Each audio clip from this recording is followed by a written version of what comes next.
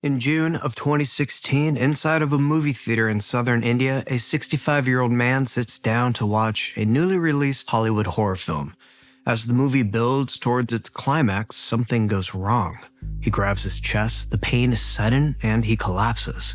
They rush him to the hospital, but it's too late. He's pronounced dead on arrival. Doctors say it was a heart attack, and it's tragic. A man goes to the movies and never comes home. But once the shock settles, people start trying to make sense of it. A scary movie, an older man, a heart under stress. It's awful, but it makes sense, right? But this is where it stops being simple. The hospital tells the man who brought him in to transport the body to a medical college for an autopsy. He leaves with the body, and he never arrives. Neither of them arrived. The body's gone, the man transporting the body is gone, and the police search the area. They even search his home, but they find nothing. No suspects, no explanation. And that should have been where it ended, but it wasn't, because attention turns back to the movie that he was watching. The Conjuring 2. It's the first time this series gives the demon a face. The older descriptions don't match it, and the name comes from somewhere else entirely. Most people know Valak because of The Conjuring. They picture the nun, the face, and all the jump scares that come with it. But that version didn't exist until very recently. What I found when I started digging is that the real story isn't about a demon. It's what happens when you take something that's been sitting in the dark for 500 years and put it in front of a million eyes all at once. Long before Hollywood ever got anywhere near the story, long before The Conjuring turned Valak into a face that you recognize, that name was already sitting on a page. The name shows up in writing, in old texts people treat with a kind of serious fear. These are grimoires, demonology text, compiled and copied across the 15th to 17th centuries. And whether you believe any of it or not, what matters is how they were seen back then. Owning a book like this, the wrong kind of book, being associated with the wrong kind of ideas, could get you into some serious trouble. Sometimes the kind of trouble that you don't walk away from. Now, the source that people keep circling back to is the Ars Goetia, or Goetia, Goetia. I'm calling it Goetia, because it gets cited constantly. The Ars Goetia isn't even a standalone thing. It's the first section of a larger collection, usually called the Lesser Key of Solomon. Compiled in the 1600s, the premise is basically a catalog. 72 entities, each one listed with a name, a rank, a description, and their abilities. Now let that sink in, because Valak is listed as number 62. And here's what the entry actually says. Now I'm going to read it exactly as it's written. The 62nd spirit is Valak or Valu. He is a president mighty and great, and appeareth like a child with angel wings, riding on a two-headed dragon. His office is to give true answers of hidden things, and to tell where serpents may be seen, the which he will bring unto the exorciser without any force or strength, being by him employed. He governeth 38 legions of spirits, and his seal is thus. Now, once you actually look at what this old text is saying, it's not a nun. It's not even close. What it describes is almost innocent on paper, right? It's a child with angel wings, something that, at a glance, doesn't read as threatening in the way a horror movie trains you to expect. And when you put that next to the version everyone recognizes from the movies, you can feel the gap immediately. So after the description, these old texts usually add something else, something they call an office. It's basically just the way of saying this is what it does and this is what it's associated with, right? Like this is what people believed it was for. And with Valak, the office isn't vague at all. His office is to give true answers of hidden treasures, which is oddly practical. It isn't written like a threat or a curse or even like a jump scare. It reads more like a function, like something you go to when you want an answer about what's buried, what's hidden, what's been long lost enough that nobody expects to see it again. But then the entry keeps going and the wording shifts. To tell where serpents may be seen. Bring them without force or strength. Almost like it's being placed there, like it doesn't need violence to enter the scene. So when you put those details together, the older version of Valak doesn't come off like a typical movie monster. It's described as childlike. It's tied to uncovering what people hide. And it's the strange association with serpents showing up, not dragged in, not chased out, just appearing, as if the world made room for them. And now just hold on to that idea for a second, not because it proves anything on its own, just because it's going to be harder to ignore as we go on. So once you see Valak in the Ars Goetia, the next question is obvious. Is that the only place it shows up, or is it part of a bigger pattern? And it turns out it's not just one book. The same cluster of details, the childlike description, the wings, the dragon imagery, the office tied to hidden things and serpents keeps resurfacing across different texts, in different centuries. Sometimes the spelling shifts, sometimes the wordings change slightly, but it's recognizably the same entry, repeated in the way old material gets repeated, copied, recopied, translated, and then relabeled. Pseudo-Monarchia Daemonum, Munich Manual, Liber Spiritum, and other spirit catalogs and writings. And that's where it gets quietly strange, because for something that shows up on paper that many times, for that long, you'd expect a trail behind it. You'd expect stories people point to, names, incidents, anything, really.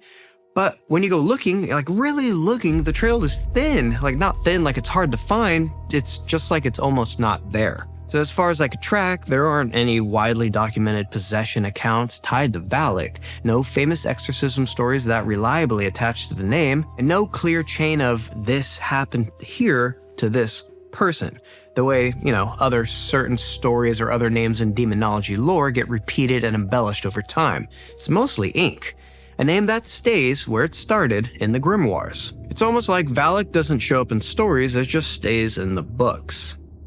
And that's the silence, because for centuries, it's just sitting there, dormant, in the simplest sense, only alive if someone goes digging for it.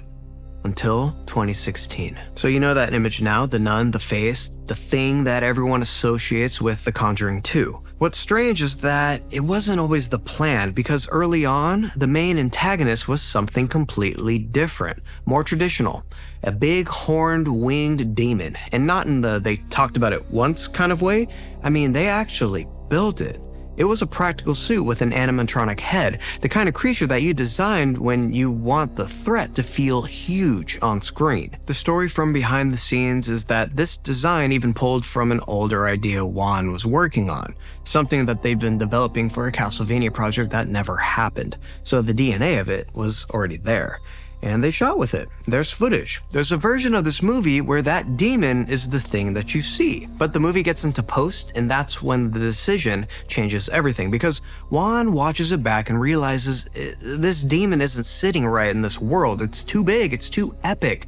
It's too far outside of the tone that they built around the Warrens. So he does the kind of thing that almost never happens that late. He backs away from the finished monster and starts over. And that's where this nun comes from. Not from the original blueprint, more like a correction. It was a new idea built to feel more personal and a lot more unsettling. So by this point, the movie's already deep into post-production. The release date is set and the edit is moving forward. And the main villain, that thing that they built and filmed as the centerpiece, has basically been taken off the board. And when that happens this late, you don't get the luxury of slowly brainstorming a new direction. You need something that fits the tone of the film, something that feels like it belongs in this world, and you need it fast. Years later, when Juan explained what was going through his head at the time, in a post he wrote in 2020, he said that during this edit, he realized the original demon, even though it looked great, felt too far outside the movie, and what he needed instead was something more grounded and personal, something that could go after Lorraine Warren directly, right where her strength is. Like Juan said, it needed to be more grounded and personal, something that would take Lorraine's faith and try to corrupt it. And that line, to take her faith and try to corrupt it, matters because it tells you what the new villain is supposed to do. It isn't there just to be scary. It's there to attack the one thing she leans on. Right, so now the image everybody sees in the film is the nun, and it wasn't part of the original blueprint. It's the solution that they landed on. When the movie needed a threat that felt personal to Lorraine and visually connected her to her faith. And the timing is the part that still doesn't feel real. Those nun scenes were filmed in early 2016 and the movie released in June, which means they only had a few months to invent it, shoot it, and stitch it into the finished movie. And by now, Juan has the image locked in. The pale face, the habit, the eyes, and visually it works.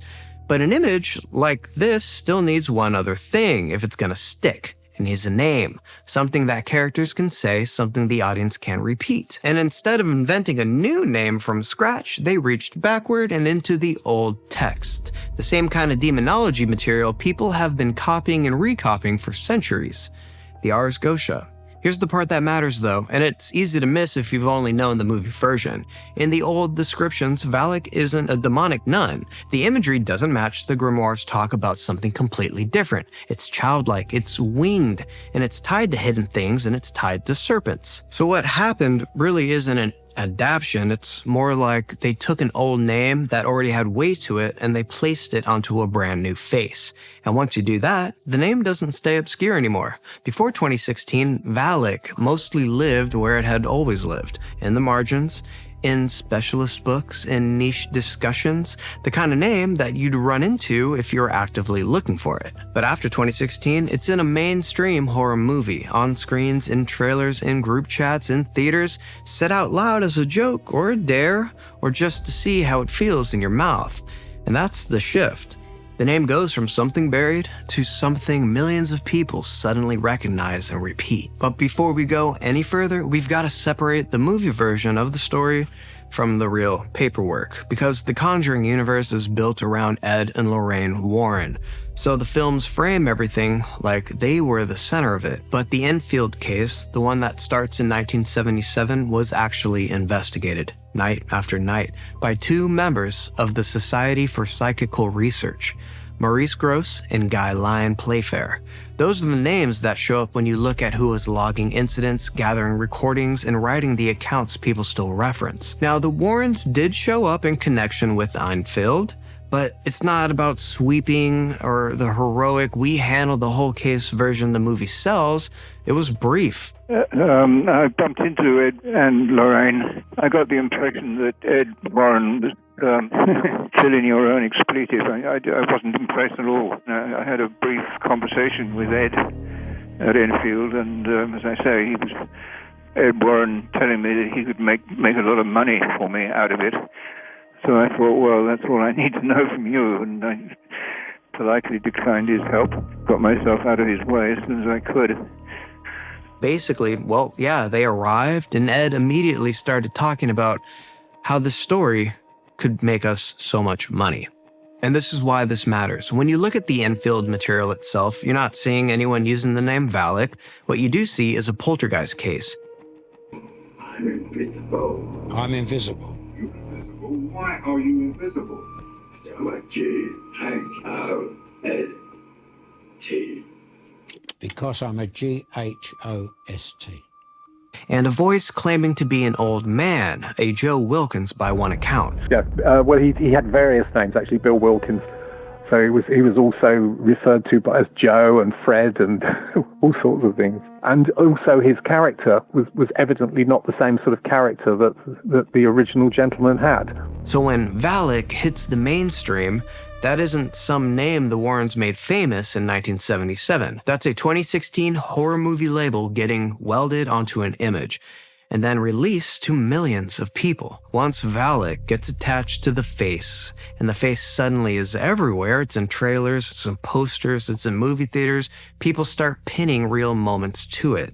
So instead of treating it like a spooky legend, I'm going to start laying it out in order, starting with 2016. The first one is the one we opened with because it isn't a rumor, it's straight news. Mid-June 2016, The Conjuring 2 has just hit theaters. In Tiruvannamalai in Tamil Nadu, two men from Andhra Pradesh go to the night show at the Sri Balsubramaniar cinemas. One of them, the older man, starts complaining of chest pain near the climax of the movie, and then he collapses. They rush him to the old government hospital and he's declared dead. And according to multiple reports, that's where the trail breaks. The body doesn't reach the medical college, and the man transporting it doesn't come back. Depending on which account you read, police either start making inquiries immediately, or they say that they can't do much because no formal complaint was filed.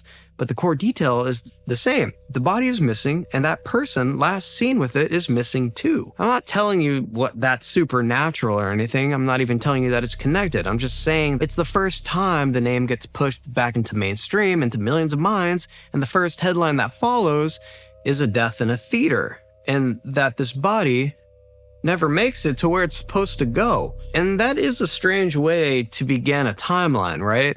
Is it a coincidence? Probably, but it's one hell of a way to start a story.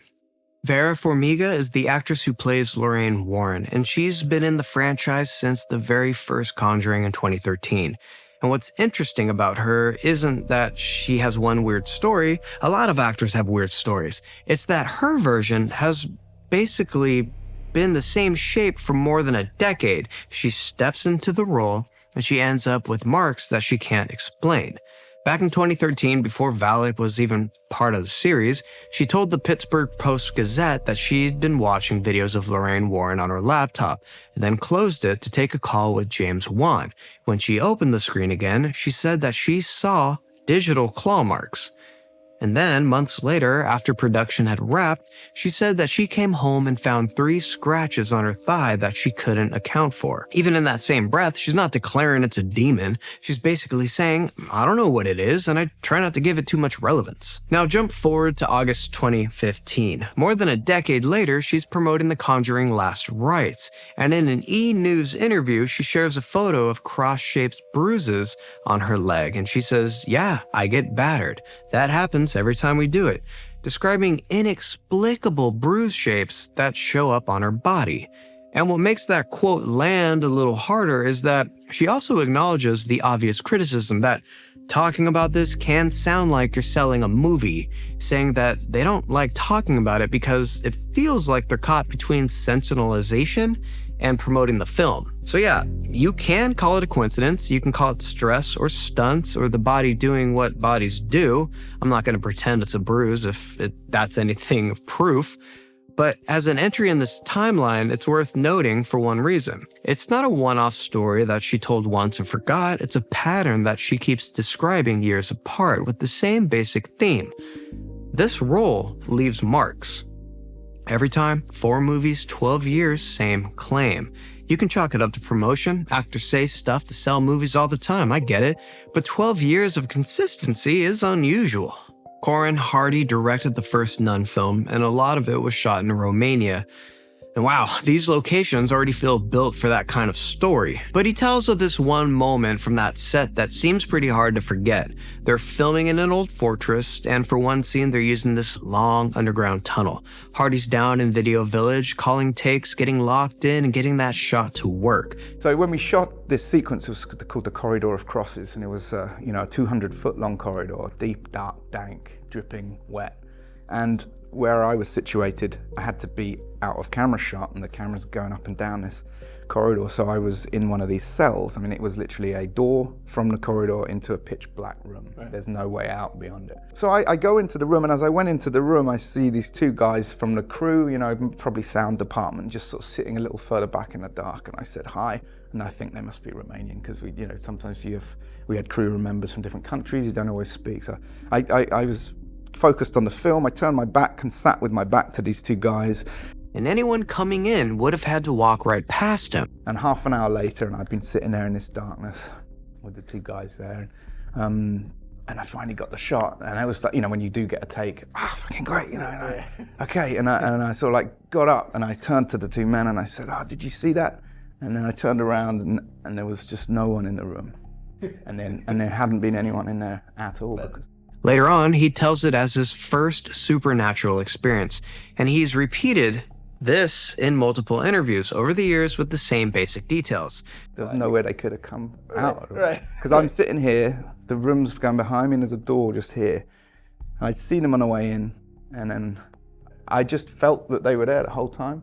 Now, sure, maybe there's an explanation. Long day, weird light, your brain filling shapes in the place that's basically designed to mess with you. But when a director starts telling ghost stories about his own set, and he's been consistent about it for years, it's kind of worth mentioning. So look, both Conjuring 2 and The Nun had their sets blessed by Catholic priests before filming. Conjuring 2, Father Steve Sanchez from the Archdiocese of Santa Fe blessed the set on September 21st, 2025, the first day of production, and there's photographs of this. The Nun set in Romania, the same thing. The priest came in before the cameras rolled. And now, productions do all kinds of things, right? Lucky charms, there's rituals, there's superstitions, but there's something about the fact that they're making movies about demons and they're bringing in actual clergy to bless the set before they start. Somebody, somewhere is taking this pretty seriously. August 2018, The Nun is about to come out. Warner Brothers runs an ad on YouTube, 6 seconds and that's it. It's just 6 seconds, I'm gonna play it for you now.